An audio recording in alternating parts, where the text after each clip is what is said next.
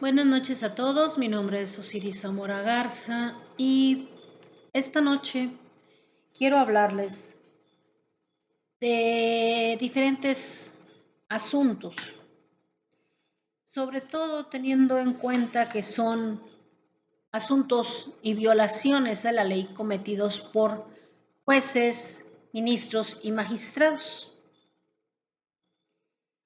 Por ejemplo, está el juez Juan José Olvera López, que fue quien liberó al Ministerio Público de Morelos, Uriel Carmona, después de haber manipulado evidencias sobre un feminicidio ocurrido en la Ciudad de México. Manipularon todo, simplemente por amiguismos. Eso, señores, es un delito cometido por servidores públicos. Así de simple. Está el juez liberando a un criminal cuando hay pruebas. No sé por qué el juez sigue en su cargo de juez. El señor Juan José Olvera López no debería de seguir siendo juez, sobre todo cuando se mostraron audios en donde Carmona se pone de acuerdo con otro. Creo que también se mostraron mensajes, pero hoy se las dan de personas honestas, cuando de honestas no tienen ni el dedo meñique. Así de simple y de sencillo. Otro del que ha saltado mucho a la palestra en este momento, sobre todo porque se quiso hacer el gracioso en la Harvard Law School, o sea, en la Escuela de Leyes de Harvard. Fue a dar una conferencia y habló sobre la reforma judicial en México y cómo se van a registrar o se van a votar los jueces. Nada más que el señor se le olvidó decir que una cosa es el registro y otra cosa es que pasen la investigación para poder estar en la boleta de votación. El juez o ministro Alfredo Gutiérrez Mena fue en su momento quien condonó miles de millones de impuestos a amigos, a empresas que, si lo investigan, por debajo del agua le dieron algún regalo. El juez o magistrado o ministro, lo que sea, porque a mi forma de ver no merece ese título, el señor Alfredo Gutiérrez Mena. Podrá ser muy abogado, yo también lo soy, pero cometió un delito. Evitó el pago de impuestos cuando los impuestos son una obligación. Y está en la ley. Y está en la ley de amparo. Y está en el Código Penal. Señores, cometió un delito. Evitó el pago de impuestos. Lo mismo hizo el juez Miguel Ángel Robles Villegas y el ministro Aguilar, que por 8 meses escondió uno de los expedientes de Ricardo Salinas Pliego. Y el que nombré antes, el pseudo juez Miguel Ángel Robles Villegas dio un amparo para no pagar deudas a Ricardo Salinas Pliego, deudas de Estados Unidos. Y luego, ¿por qué quieren los norteamericanos venir a imponer sus leyes en México? Señores, eso es violación de leyes, es la violación de la soberanía. Si Ricardo Salinas Pliego pidió dinero prestado en Estados Unidos, ese dinero lo garantizó con TV Azteca, pues entonces que pague. ¿Que la excusa es la pandemia? Sí, también allá la sufrieron, no nada más se sufrió en México, se sufrió en todo el mundo. Y no nada más la sufrió Ricardo Salinas Pliego, la sufrieron todas las empresas, todas. Y sin embargo, él quiere evitar pagar su deuda. Señor Miguel Ángel Robles Villegas, usted acaba de cometer un delito. Ese delito está en el capítulo Delitos cometidos por servidores públicos,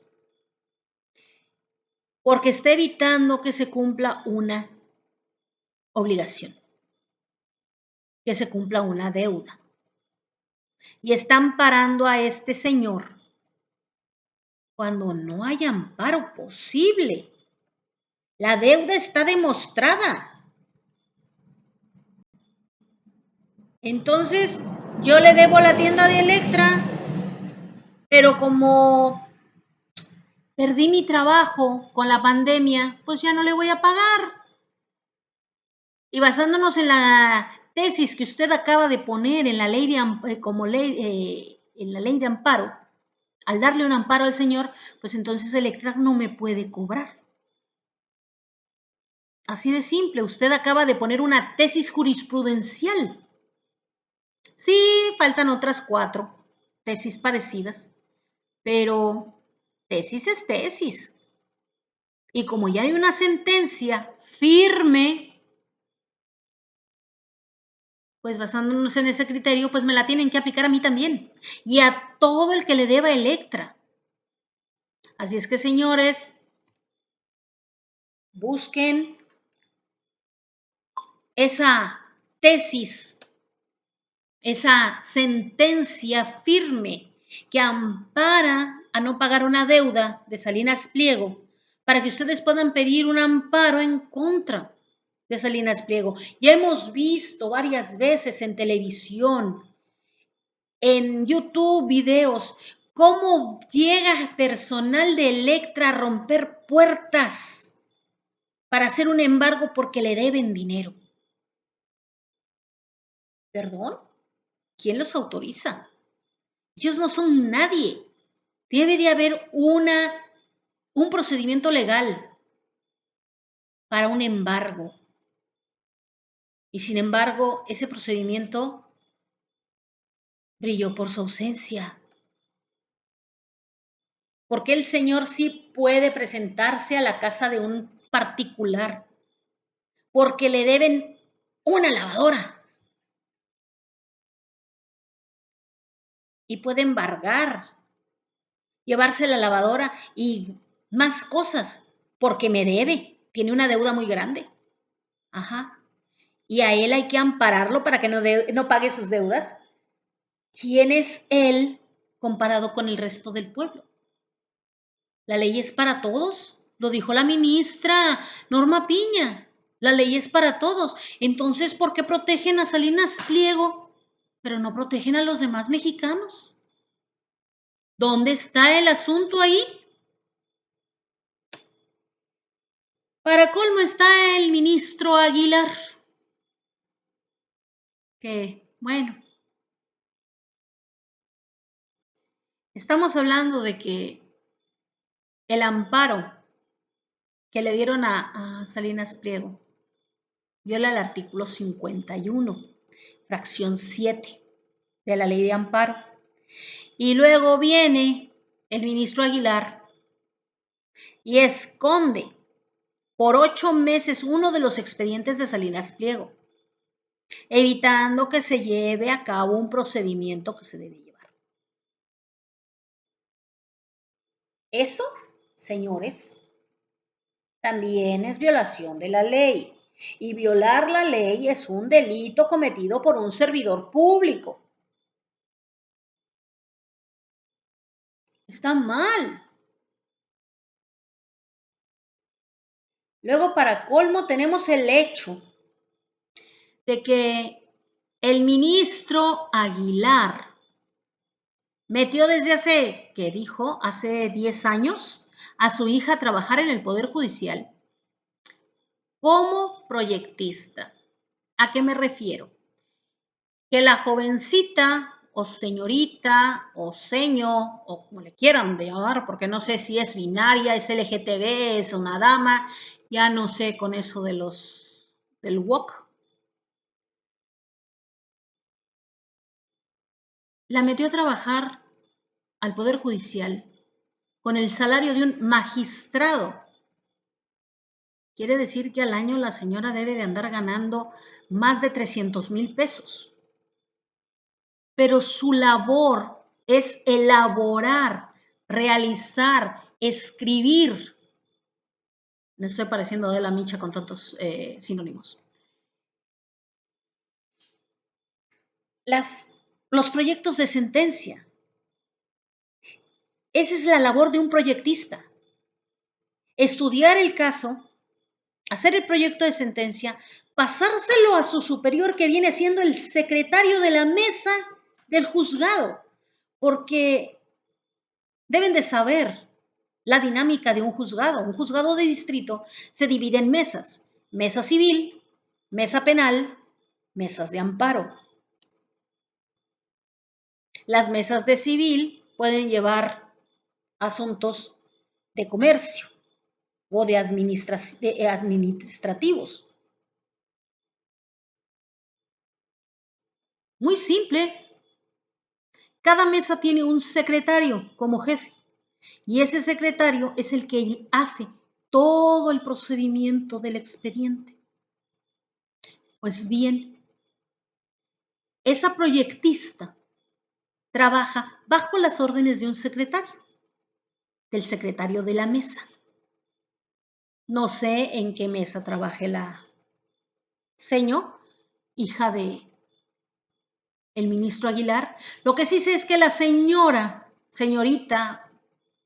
señe, o como sea, no es abogada. Por lo tanto, no tiene los conocimientos adecuados para hacer, elaborar y escribir sentencias. Es una dentista, me quieren decir qué demonios tiene que ver la gingivitis o la limpieza dental con elaborar una sentencia. Señor ministro, cuando alguien de la prensa o un youtuber o no sé quién fue, lo increpó sobre eso, usted le faltó al respeto a un ciudadano que le hizo una pregunta válida. Y aparte de enojarse y faltarle al respeto a quien lo estaba cuestionando,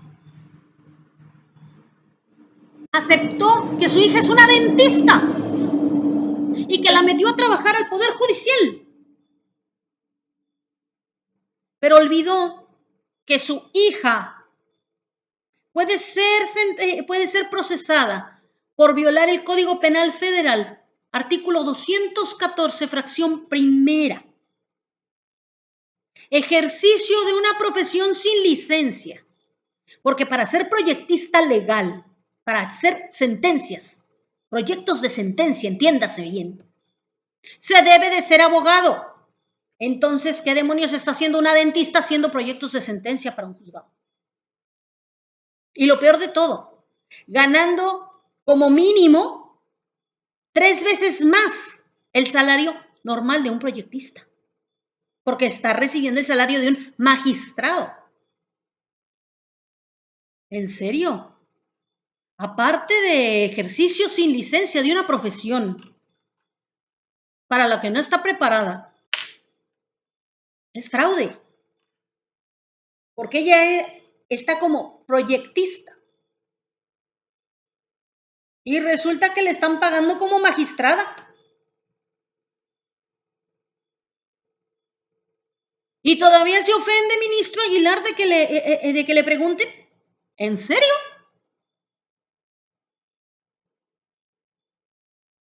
Acabo de ver un video que dice que usted entró desde los 12 años a trabajar en un juzgado, en los archivos. Desde los 12 años. ¿En serio entró a trabajar a los archivos desde los 12 años? ¿Sabe lo que se tiene que hacer en un archivo judicial? ¿Sabe usted que si se pierde un papelito, uno solo, de cualquier expediente judicial, le pueden castigar a usted por manipular o destruir evidencias, pruebas o documentos de un expediente? No creo en lo más mínimo que usted haya estado desde los 12 años en un archivo judicial. Ni siquiera para sacudirlo. Por un motivo.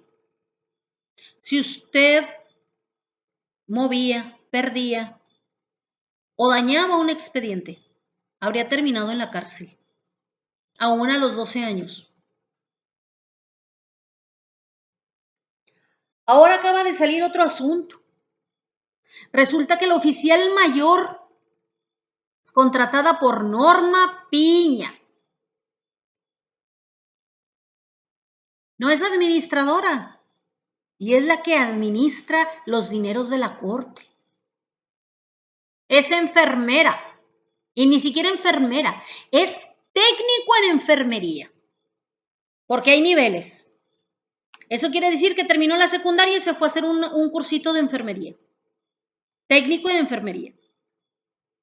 El que sale de la preparatoria va a la universidad, a la escuela de enfermería y sale como licenciada en enfermería. Hay niveles. Y la señora hizo 2 cursitos en la Cruz Roja. Ni siquiera en una escuela especializada de enfermería. ¿Qué pasó ahí? Norma Piña, explíquenos usted.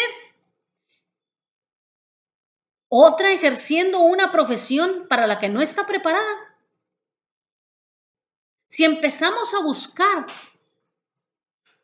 en todo el Poder Judicial, todos los trabajadores del Poder Judicial, ¿a cuántos nos vamos a encontrar? No es lo mismo que un juez o un ministro. Sí, es nepotismo, lo acepto. Meta como becaria a un hijo, un sobrino, a la hijada, como becaria o practicante a un juzgado. Pero mientras sea estudiante de derecho, no una manicurista, no una peinadora. Caramba, si tuvimos como jueza una bailarina. ¿En serio? ¿Una bailarina? ¿Y cómo fue que llegó a juez? Ah, es que estuvo trabajando durante 20 años en un juzgado. Oigan, un juzgado no es el juego de las sillas, que se quita el juez y nada más se corren. El que era secretario ahora pasa a juez. Fíjate que no. Eso es un juego de las sillas simple y sencillo. Y es a eso lo que le llaman carrera judicial. Están equivocados. La carrera judicial es, sí, entrar a trabajar a un juzgado como un simple secretario o una asistente, no secretaria, porque hay niveles también ahí. En el juzgado están los asistentes secretariales, luego están los notificadores, están los secretarios, luego está la secretaria del juez y después de la secretaria del juez está el juez, en la punta, acá en la cúspide. Ese es el organigrama de un juzgado. La recepcionista de documentos es otra asistente administrativa.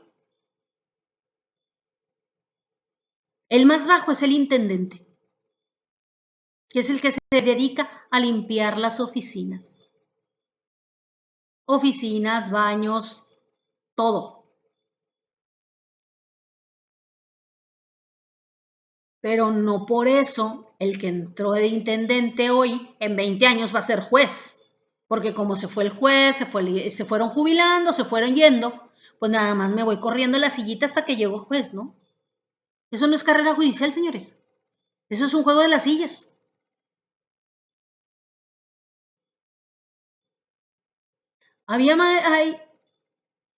Antes se usaba juez por oposición. Quiere decir que entrabas a un examen para poder llegar a la posición de juez.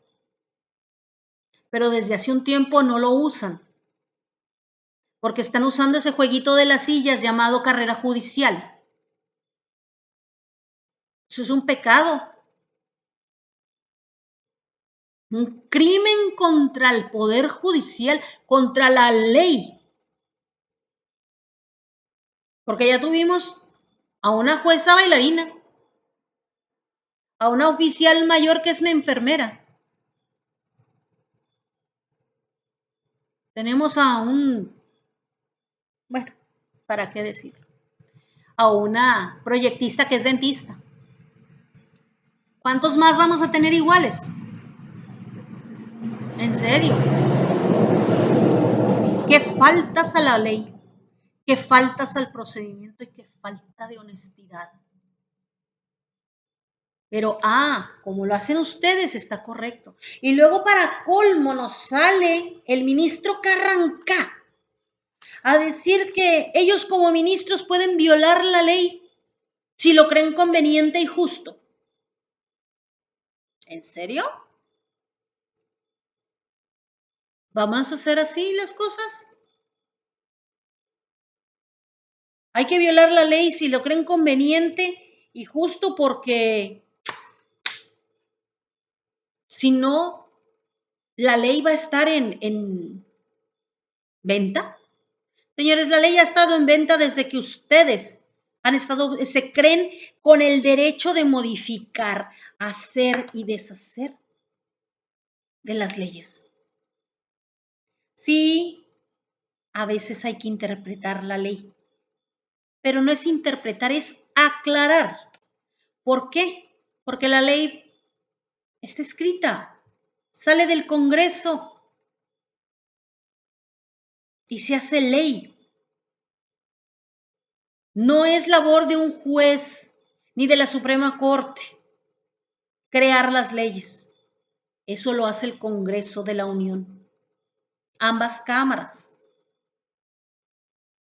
La Corte, la Suprema Corte de Justicia y todo el organigrama que viene debajo, tribunales de circuito, tribunales unitarios, jueces de distrito, todos ellos están en la obligación de aplicar la ley tal y como va, porque así está escrita. Solo en caso de que la ley sea ambigua o confusa, hay que aclararla.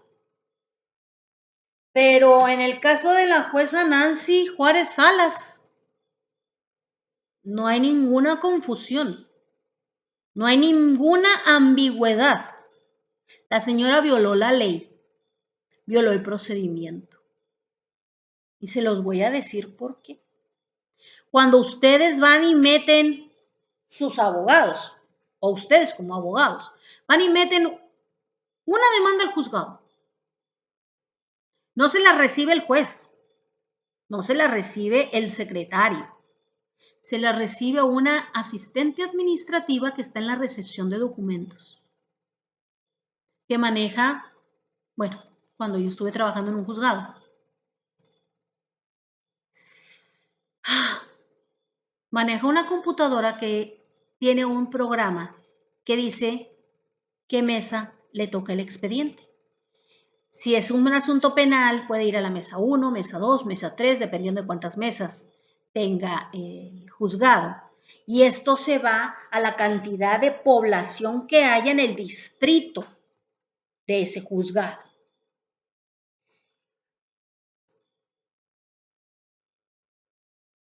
Una vez que es recibida la demanda, pues ahí quedó. Le dan su papelito de recepción y preséntese mañana para ver qué número de expediente le tocó. ¿Y qué le dicen?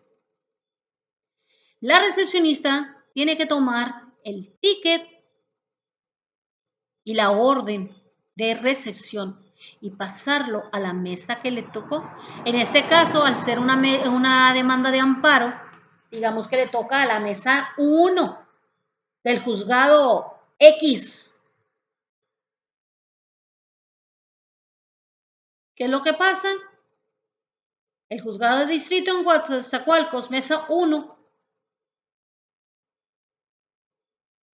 llega la secretaria, lee la demanda. Lo primero que hay que hacer, señores, lo primero, no lo último, lo primero es agarrar la ley de amparo, ir al capítulo de improcedencias, que empieza exactamente con el artículo 61.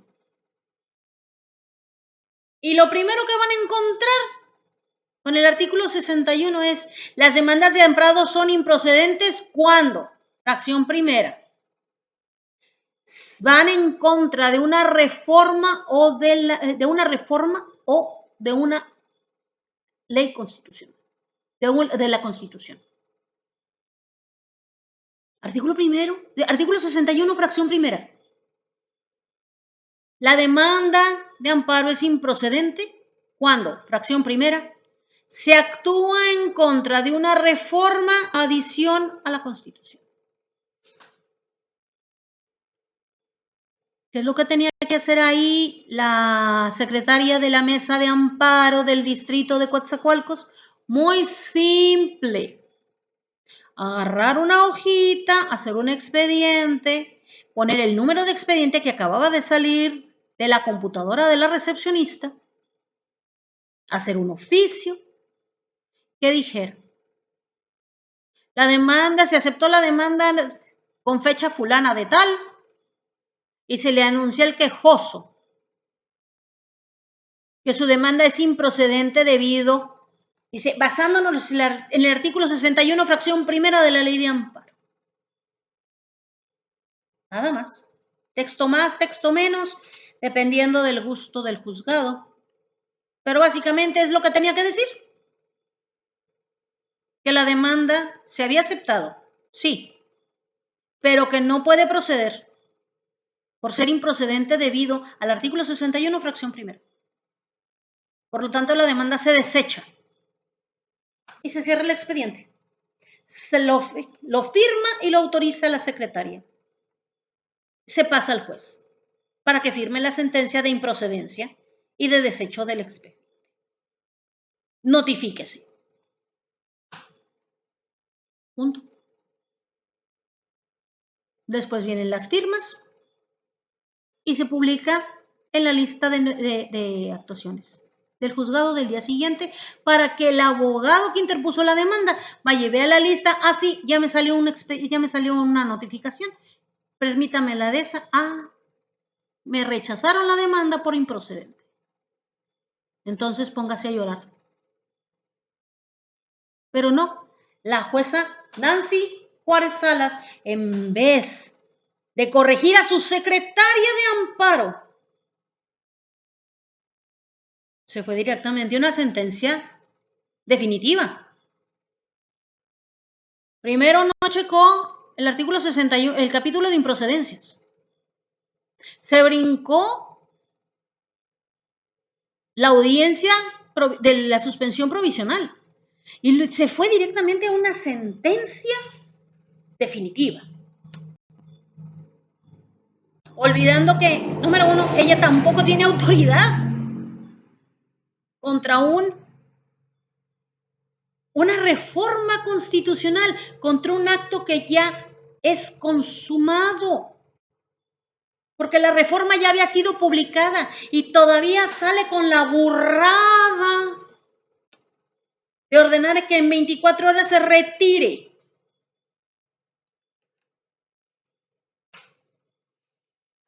Del diario oficial de la Federación la publicación de la reforma judicial.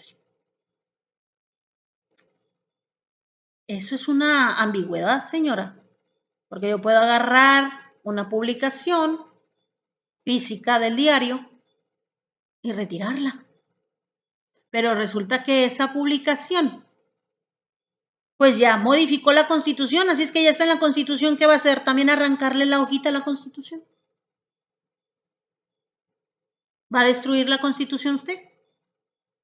¿Qué le autoriza a poder modificar la Constitución? Si usted no es parte del poder legislativo para modificar la Constitución. Ese es el problema. Lo peor de todo es que, basándonos en lo que dijo el juez el ministro Carrancá, que ellos están en el derecho de violar la ley cuando y como quieran, si lo creen conveniente, ¿cómo pueden exigirle al resto del pueblo que cumpla la ley si ellos mismos no la cumplen? Y ya vimos que no cumplieron la del salario mínimo, porque ellos ganan más de 700,000 pesos al año, al mes, 700,000 pesos al mes, cuando el salario del presidente era de 108,000. Y eso nos lleva a la doble remuneración. Otro mega fraude. Se le paga un salario a los jueces y todavía hay que darles privilegios de pagarles la luz, el agua, el teléfono, el gas. Y no solamente el teléfono de la casa, también el celular. Así es que es doble. Cuenta ahí. La colegiatura de los niños, la gasolina, viáticos. ¿En serio? Al año ganan más de 9 millones de pesos.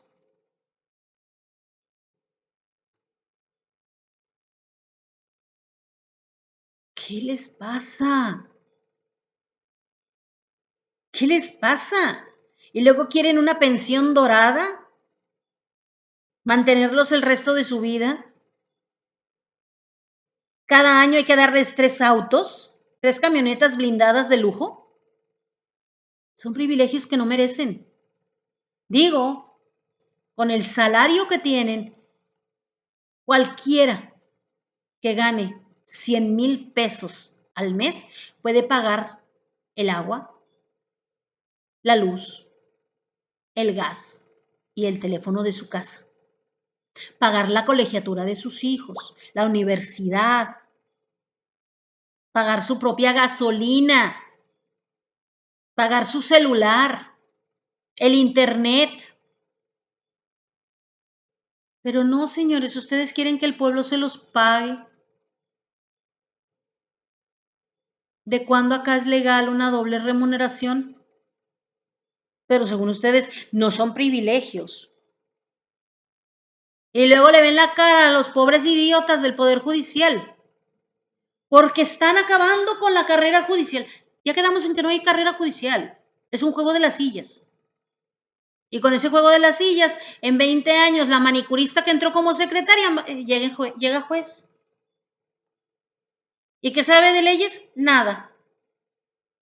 Nada más lo que escuchó y lo que aprendió en 20 años por estar ahí de secretaria o de segregata, porque dudo mucho que sepan escribir si no saben leer el código, los códigos. Entonces, ¿qué les pasa? Eso no es carrera judicial. Yo me gradué en 1997 de la universidad y la entrega de diplomas y todo eso fue el día 27 de enero.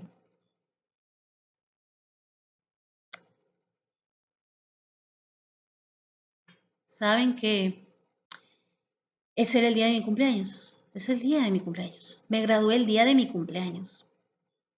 Me titulé para 1998, después de tener que repetir mi tesis, que era en Derecho Comparativo, la pena de muerte aplicable, constitucional en México, pero inaplicable en México, debido a que estamos en el Pacto de San Juan. Así es, señores. Tuve que rehacer mi tesis, hacer otro curso y luego presentar mi examen para poder titularme. Simple. Soy abogada desde 1998, titulada y con cédula profesional. He ejercido litigante, he dado clases, me dedico a la consejería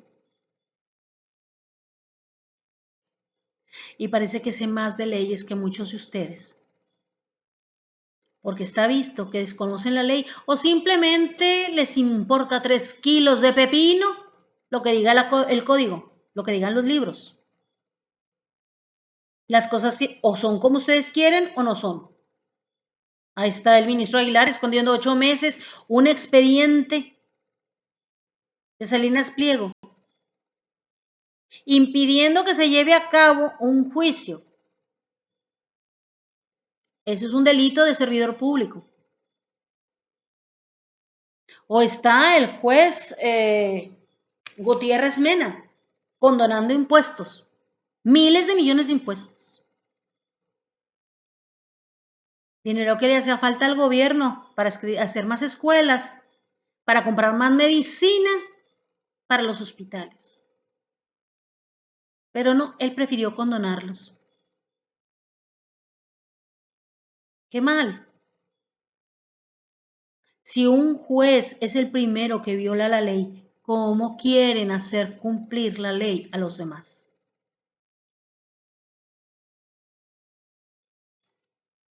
No pidan respeto, señores jueces, porque no se lo han ganado.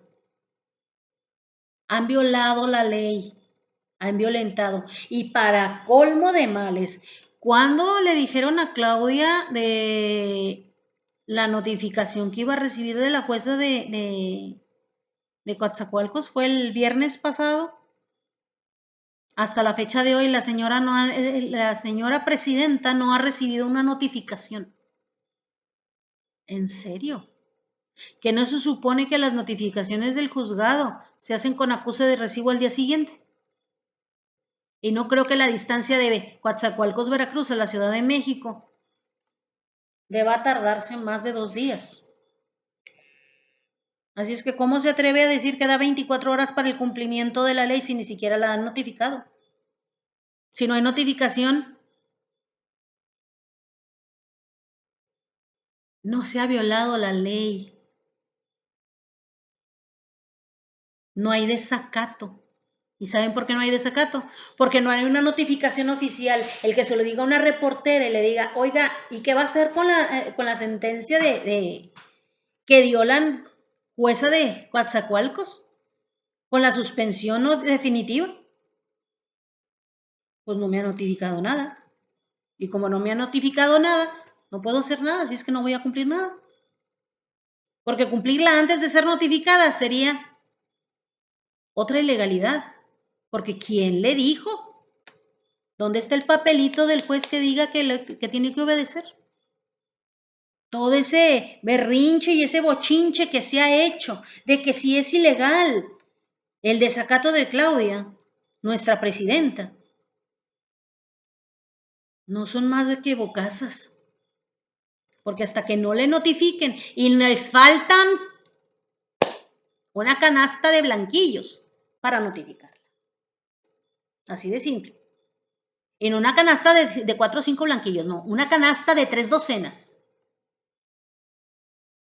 Para que venga el notificador de Veracruz a notificar a Claudia Sheinbaum, la señora presidenta, la que tiene 24 horas para borrar, eliminar, retirar del diario oficial la reforma judicial. Y según creo que dice el texto, le dijeron que decía el texto retirar. ¿Cómo la retira? No hay manera. Para empezar, el texto de su notificación está mal. O el texto de su sentencia está mal. No hay manera de retirar de un diario oficial nada. Y no hay precedentes de eso. Señora Nancy Juárez Salas, ha cometido no solamente usted un delito al violar el procedimiento sino que demostró su ignorancia total. Ahora dicen que se graduó de la Unitec y que no es, ni siquiera es abogada, que es enfermera. ¿En serio? Hay que averiguar eso, porque si es enfermera, ya cometió 2 delitos. Está ejerciendo una profesión sin una licencia. Y para ser juez se necesita ser abogado, no enfermera, no dentista, no bailarina. Abogado. Porque si las leyes las va a ejercer cualquier hijo de vecino, pues entonces, ¿para qué queremos las escuelas las universidades de derecho? Si cualquiera que agarre un libro de derecho ya se cree juez. Nada más porque ha trabajado 20 años en un juzgado. No, dice no. Yo estudié en la UNAM, en la UMAN de Reynosa, Tamaulipas.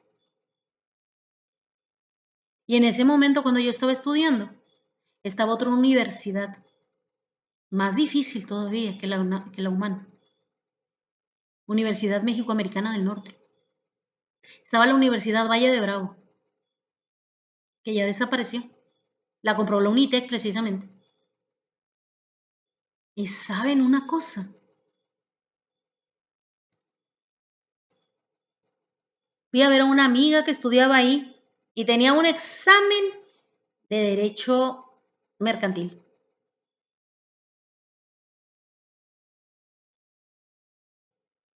Y estaba súper nerviosa, porque dice, es que no se me queda nada. Le digo, es muy simple, es muy simple. Y no era derecho mercantil, era de la clase sobre la ley de títulos generales y operaciones de crédito. Una ley secundaria que emana del artículo 73 del Código de Comercio.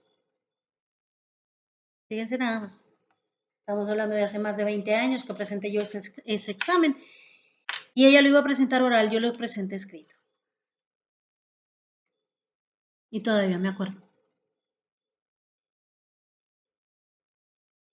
Quien se sabe la ley no necesita estar con el código en la mano. Y si se tiene la responsabilidad de ser un juez, debe conocerse la ley. Pueden cambiar los procedimientos, esos a cada rato los cambian. Pero el resto de los asuntos no. El resto de la ley no.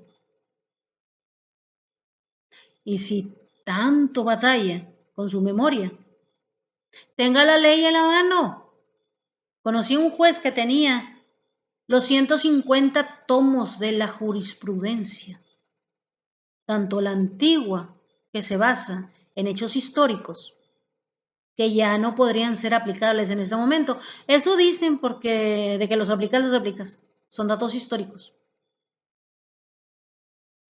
Como la jurisprudencia actual de los últimos 50 años. Señores, tener los códigos de todas las leyes principales, la Constitución y todas las leyes secundarias, es una inversión muy grande tenerlos en físico, pero saberlos manejar, ese es el verdadero conocimiento de un abogado. He visto abogados que ni siquiera saben manejar un código. Así de simple. Y he visto jueces que simplemente agarran el código y van a la página adecuada, porque ya lo tienen tan visto y tan aprendido que ya es memoria muscular. ¿En qué página se encuentra el capítulo de procedencias? ¿En qué página se encuentra el capítulo de pruebas? Así de simple. Simplemente para saber y corroborar que lo que tiene aquí arribita en la memoria es correcto. Jueces han violado la ley, han faltado a su deber y todo para proteger sus privilegios, proteger su doble remuneración e ir en contra de la voluntad del pueblo. Una vez le dijo Norma Piña al señor presidente Andrés Manuel López Obrador: yo fui electa democráticamente. Perdón, pero por ella nadie votó. A ella la asignaron. A ella la designaron. Simplemente por eso hecho, el Poder Judicial está por debajo del Congreso, que es el Poder Legislativo, y de la Presidencia, que es el Poder Administrativo. Sí, son 3 poderes: el administrativo, el legislativo y el judicial. Pero el legislativo es electo democráticamente. Para eso fuimos a las urnas, para elegir diputados y senadores. También fuimos a elegir al presidente y elegimos a Claudia Sheinbaum. Pero nadie la eligió a usted, señora Norma Piña. Así es que no, usted no fue electa democráticamente. Usted fue asignada de una terna dada al presidente por el Congreso. Usted fue designada. Eso, solamente eso. En el organigrama, en la pirámide del poder nacional, pone al presidente en la punta, le sigue el Congreso, y la base, ahí el piso como tapetito, está el Poder Judicial. Así es que el Poder Judicial nunca va a estar por encima de la presidencia. Y usted tuvo 4 años, 3 o 4 años desde que fue asignada, jorobando al presidente Andrés Manuel, yendo siempre en contra de las reformas. Otro que cometió un delito fue el juez Gómez Fierro, que ahora se las da muy digno y renunció a la elección para ponerse en un cargo de ministro. Ajá, porque ya demostró que es un ignorante, señor. No conoce la ley de amparo. La ley de amparo es individual. La ley de amparo es individual. Una demanda, un quejoso, una sentencia. Y usted recibió una demanda de un quejoso, pero de una sentencia para cientos. Perdón, pero ¿quién le dijo que podía hacer eso? ¿Quién le dijo? La sentencia es para el quejoso, no para todos, que no es grupo ni conjunto. Una demanda, una sentencia o un quejoso, nada más. Y usted, bueno, que si la ley de amparo hubiera sido señorita, señores, ya tendría un montón de hijos, porque la han violado como han querido. Así de simple. Bueno, el video se alargó bastante. Discúlpenme eso, pero creo que debían de conocer lo que es un procedimiento. Conocer los mexicanos que los jueces no son quien para violar la ley, como dijo el ministro Carranca. Y que un ministro, un magistrado o un juez que se toma las atribuciones y que protege criminales y que viola la ley, no es una persona digna para estar en ese cargo. Entonces no sé por qué demonios no han hecho nada en la PGR o en el Senado para quitar a esa gente.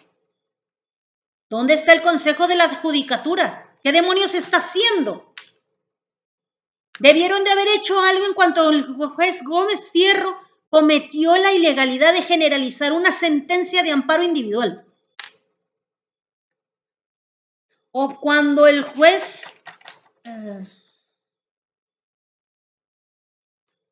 Miguel Ángel Robles Villegas amparó a Salinas Pliego para que no pagara una deuda en el extranjero. cometiendo una ilegalidad. No te puedes meter con cosas que, no, que ni siquiera están en el país. ¿Cómo vas a aplicar la ley nacional en un asunto extranjero? Señores, piénsenle. O peor aún, cuando Gutiérrez Mena fue y condonó cientos de miles de millones de pesos en impuestos por amiguismos. Y luego dicen que porque el señor es millonario. Pues no será porque sea muy bello, porque la verdad es que una belleza no es. Así que, buenas noches a partícipes a otros de este video que entiendan la ley. Voy a tratar de subir más videos explicando conceptos de la ley, conceptos legales, porque el estar informado puede evitar que un juez viole tus derechos. Buenas noches.